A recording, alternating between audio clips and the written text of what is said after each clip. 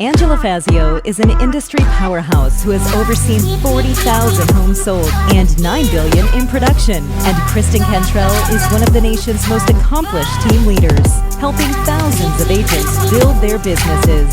They are passionate about educating, encouraging, and empowering moms in real estate.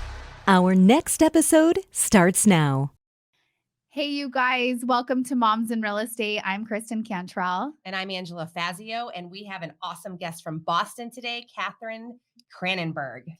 You guys, I want to share something that Katherine wrote when she told us about her victories as a mother, and I think these are so awesome to highlight. So, accepting that mistakes are not permanent, forgiveness and acceptance is a life journey, and laughter is key. So, I wanted to say those things to introduce us. Katherine, welcome to Moms in Real Estate. Tell us a little bit about yourself. I'm excited to be here. So I am originally from Texas and spent a majority of my life in Washington, D.C., and then moved to Boston like 4 years ago. And I have two children, ages 14 and 12. And I am with Sotheby's International Realty. And some of the things that I really am excited about today is sharing a little bit of my journey with you guys. I'm excited. You guys stay tuned through the whole thing because she has an amazing tip on how to gain community and meet people and network. It's such a great idea and you don't want to miss it. So I'm not even going to tell you. You have to listen to it later. I know. And Katherine, like she just said, you guys, she moved from Washington, D.C. to Boston just 4 years ago, but she's been a real estate agent for quite a while. How long, Katherine? Since 2006. 2006. So I know that's hard. I know a lot of people go from one area to another and they have to rebuild their real estate career. And I know that's something that's been kind of hard for you. Will you share what that's been like? Sure. So coming from the South, including DC, because people here consider that the South. Right. I came from a very transient market in DC with ambassadors and international companies, people moving in and out from working with the government. Everyone moved around a lot. And so it was exciting because there was always sort of a buzz and you were meeting people from everywhere else. So to move here and be more insular, where people stay in their homes for 40, 50, 60 years. We came here also when our kids were a little bit older. So friendships had already been established by a lot of these families. And as you know, as the older you get, the busier you get. And as the kids get older, activities become part of it. So just integrating here was kind of, I kept saying, okay, I'm not really from here.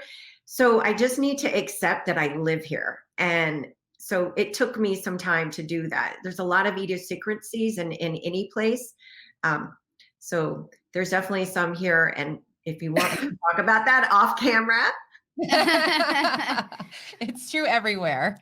Well, tell us a little bit about rebuilding community when everyone is established. Like, how did you insert yourself into your community and try to be around people more?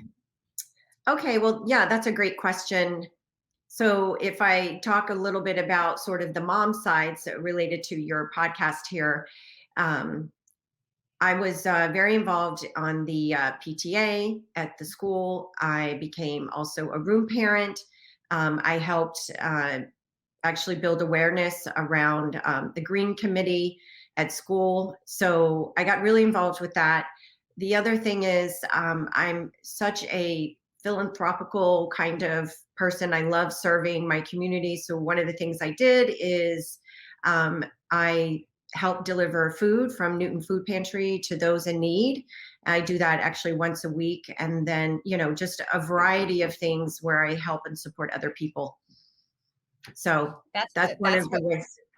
Kristen, I don't know if you know about Kristen. She's the master connector, and we coach and mentor lots of real estate agents and about how do you make authentic connections and how do you build relationship and all of the things that you're saying resonate with us because you're taking something you're already interested in and you're using that to find a way to network and meet people. And it seems so logical, but people get that messed up all the time. They go do something that's not even authentic to them for the sake of meeting people. And you wonder why you're not meeting the kind of people you want to meet. Well, and I think what is a great point to make with what you're doing is sometimes people wait for the opportunity to come. Like you went and you created your own opportunity. And I'm that's kind of like, I feel like that keeps coming around me right now where I'm trying to help people understand that they need to create that opportunity. So I love hearing what you've done. And one thing that me and you talked about when we first met was what you're doing on Tuesday. And it's so up my alley that I love it. So you guys, you have to share with us about your Tuesdays. Oh my gosh. So this is so fun. So a new bakery opened up here in Newton. It's a Boston phenomena. It's so amazing. It's called Tate Bakery. It's, started with a woman. It's a woman ran business, and she has now places all over Massachusetts and now in DC as well. So they set one up here, and it was like the hugest thing that happened because everyone wanted one here. So on Tuesdays, I love going there. I invite clients, I invite friends, even colleagues, people that I work with, vendors, lenders, home inspectors, and I grab coffee with them. I set them up in advance. I get their coffee order, and we sit and we chat. We chat about kids, we chat about life, we chat about work. And what's been interesting for me, so I've been doing this now for 3 weeks. And as you know, when you start something, for me, I'm all into instant gratification. So it's slowly moving up, and each week I'm getting more and more people. And so what I love most about this is that when you really come from an authentic self, and this is kind of where things got a little buried for me in moving here, I just sort of said, okay, I am from the South. I am super chatty. I'm a confident woman, and I am a successful woman. And so when meeting everyone, we just kind of blend in with all of these different topics and conversations. And this past week was really amazing. Some of the people that I met, and outreach that they're doing, fundraisers that they're working on. And I really want to support that as well. So it's been really great. I love that. And you never know where one of your relationships are going to go, right? One of your conversations. And I think it's awesome that you're opening it up to all these different types of people, right? So how are you inviting all these people to your Tuesdays? Yeah, that's a great question. So I use multiple ways. One is actually through social media. So Instagram, people follow me all the time there. So I will reach out to them through that. Also, I have a weekly newsletter that I send out, and people can go on there and actually book an appointment through Calendly. And and then people just reach out to me because they've seen what I've been doing. And this week I decided to focus on people's nonprofit efforts to see what are they doing and share that. So I take a camera, I do a video, and it can also be with lenders, home inspectors, and just people in the community. We just chat and talk about life, talk about kids, talk about. Wait a minute. Are you saying that you decide on a topic ahead of time and let people kind of know, hey, we're going to be chatting, but we're also going to be focusing on, and you have a topic? Yeah, I decided that this week I throw that in there. There's definitely been some huge influencers that I follow that are big on giving back to their community. Mm-hmm. And if there's a way that I can create awareness for what it is that they're doing, then that's even better. Yeah. Wow. What a great idea. It's so smart. And I think one thing that I talked to you about before was that everything big starts small. And sometimes it's so hard. You're 3 weeks in. Sometimes you guys, she might show up and not one person comes and has coffee. But guess what? She's going to continue to show up because this is going to catch on. And when people see her doing it consistently, it is going to be such a blessing for her and her business.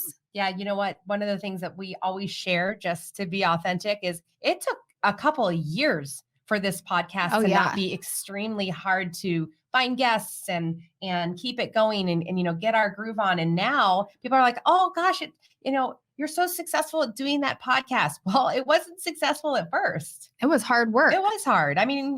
but it was worth it. You know, if you stay consistent, because somebody's going to go, hey, well, you know what? I want to go to Catherine's thing, but not this Tuesday. I'll wait till next Tuesday. And the mistake people make is they give up, and then somebody shows up and you aren't there, and they'll never come again. You know? Yeah. And I think I was talking to Kristen about this before. I chose 7:30 and 9:30 in the morning because I wanted to get the moms who are finished dropping off and not ready to, need a little kick in their day. Also for professionals and people who are, going back into the office, they can just swing by. And they usually send me their coffee order in advance, which I love because this bakery is so popular that it's busy. Yeah, it's super busy. It's super busy. And, obviously the people who work there are starting to get to know me. They know I like my little heart on my coffee.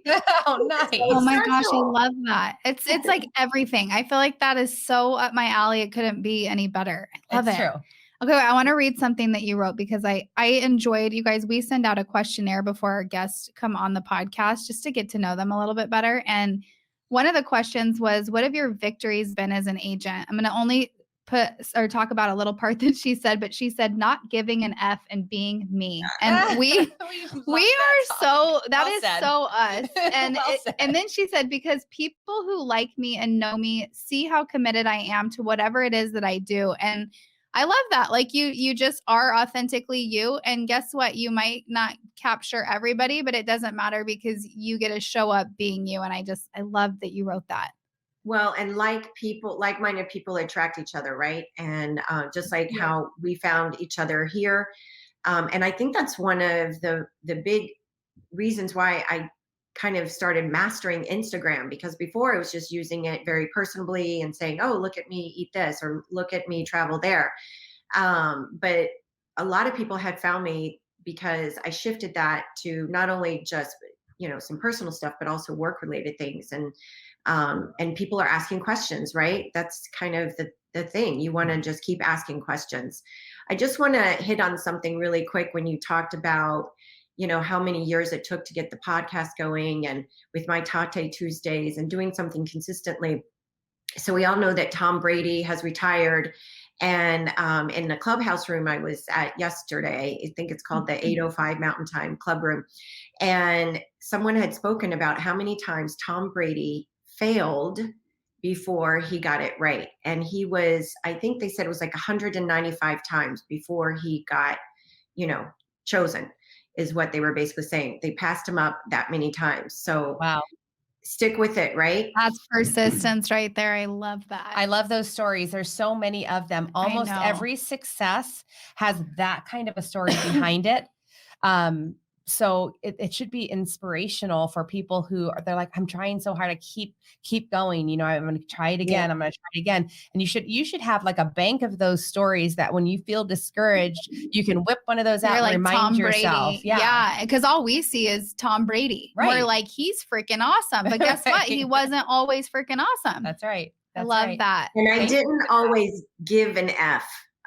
We all know when we have crossed that space where we're like, so, the older I get, the more I feel that way. Totally. Well, because life experience teaches you that it doesn't work any other way. I mean, that's how things work. And you can't go around being a people pleaser. It's exhausting, Oh yes, totally. Yeah. And speaking of great quotes from Katherine, can we go back to the way that we opened? Yes. And let's talk through those 3 phrases. It's not very often that we'll pull phrases out of people's questionnaire and want to break them down, but that is so good. With your permission, I want to break that down a little bit. Yeah. So let's start with accepting that mistakes are not permanent. Well, the list is long there, right?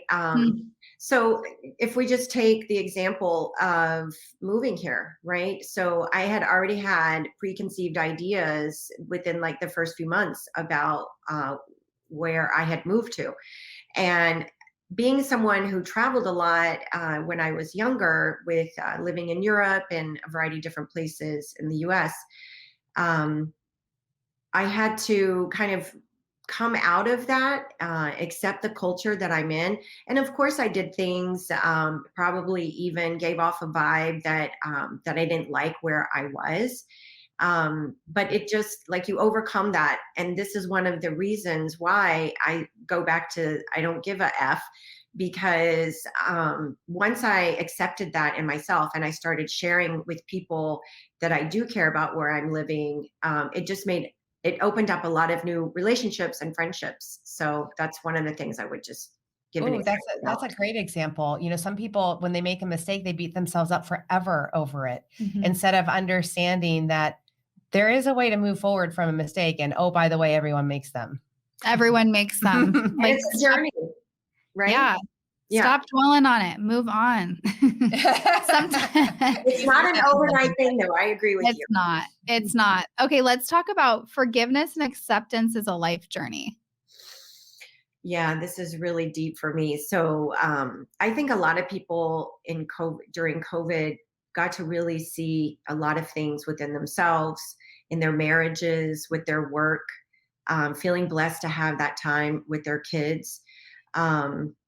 It gave us an opportunity to come together and share a lot of that, again, related to the move or, so I have Crohn's, and there are a lot of things that I missed with my kids growing up, and just forgiving myself for feeling guilty. Do you know what I mean? Of missing those moments with them, and forgiveness, just how I am, right? So I think you got to start with yourselves, and then you just project it on with others. So I just think that the relationships that you really cherish, they forgive you as well. I love this topic of forgiveness, especially right now, because I'm reading a book called Total Forgiveness. And I'm literally just a few chapters in, and I'm like, oh my gosh, does the world need this book? I mean, I need this book, but it's the topic of forgiveness is we could talk for hours just about that one thing. So I love that we at least touched on it. And I love that you focus on like a global reference to that, because I think the whole world has been shaken up so much, right? Oh my gosh, yes. Yep. So much. All right, my favorite one is laughter is key. Absolutely. If you can't laugh, you gotta have fun. I don't want to hang around you. It's so funny. I always say to my husband, you tell the worst jokes. I love dumb dad jokes. I love them. Well, he just has like these really corny ways of saying something, and he thinks he's being funny, and we're all just sort of like, not so funny. Which is funny. Yeah. Right. Exactly. So yeah, I think that, again, I just keep relating it back to like the last few years. I think you just have to find fun ways to be together. And as much as we were all separated and so in isolation, you just had to keep finding the joy of the moment with your families, right? And I also think it's when you do it and you look at yourself in the mirror, like it just changes everything. I remember doing these meditation classes with Tara Brock in Maryland, really close to DC. And she would always say, just put a slight smile whenever you're just sitting there throughout your day, and it just makes your whole disposition change. Absolutely. And it also cures resting bitch face. I was gonna talk about resting bitch face. Sometimes I have it and I'm like, why do I look so angry? You know what? I learned a long time ago, because I love to teach and speak in front of a lot of people. And I often talk about, hey, if you're enjoying what you're listening to, what you're experiencing, what you're seeing, inform your face. Like, do you know that you can actually habitually change the way that your face looks if you want to? Oh yeah. You know, when I actually recognized this was during worship at church. I was singing and I was like, I feel like I look angry right now. Like I just like totally thought, and I wasn't angry. I was actually really happy, but I feel like sometimes we just don't even know. Yeah. It's an important topic. Thanks for bringing that up, Katherine. Yeah, I mean, it really is. And it takes a little bit of an effort, right? Because it's so easy to just get bogged down with all the things that aren't going right in the day, or things that you haven't finished. So yeah. Yeah. And always remember, like, it could be worse. Like, I feel like that's something I'm always, whenever I'm like upset or I see somebody upset, I remind them, like, hey, it could be a lot worse. Like, Exactly. there's worse things going on in the world than whatever you're upset about, That's you know? right. That's right. So I just have loved getting to know you. I love our conversations, and you've been such a great guest on our show. So thank you. Thank you. Yes, thank I've you. enjoyed it. And what's hit me the most is how intentional you have been. Mhm. Like, just I hear it in everything that you're talking about, is that you decided to be intentional about where you're living and how you're going to meet people and the way you're going to, think about things. So I appreciate that about you. I really appreciate both of you, and I've been so excited to do this. This is my first ever podcast, and you guys have made it so comfortable for me, and I hope everyone else who's doing it with you is enjoying it as much as I am. My word of the year is commitment, and so this is one of the things that I wanted to commit to, was to meet other women business owners and share our stories. Well, you did it. Thank you very much, because we were blessed as well. Yes. All right. Bye, guys.